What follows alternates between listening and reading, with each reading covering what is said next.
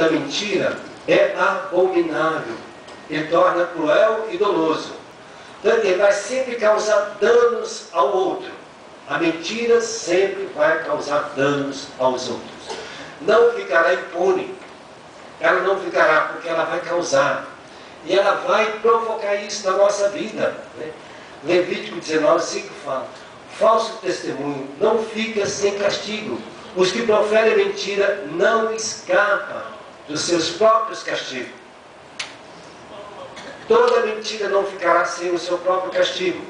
Ela não vai para lugar nenhum. Ela vai voltar na sua cara, vai voltar contra a sua vida. É como o elástico, que estica e depois volta. Só que ela volta de forma violenta, de descrédito, de desconfiança, de insegurança, de medo, de desamor. Então, ela volta desta forma na nossa vida. Então, quanto é importante nós termos isso no nosso coração. Quanto é importante, por isso, São Paulo vai escrever a carta aos Efésios 4, versículo 25. Renunciar à mentira, falai a verdade.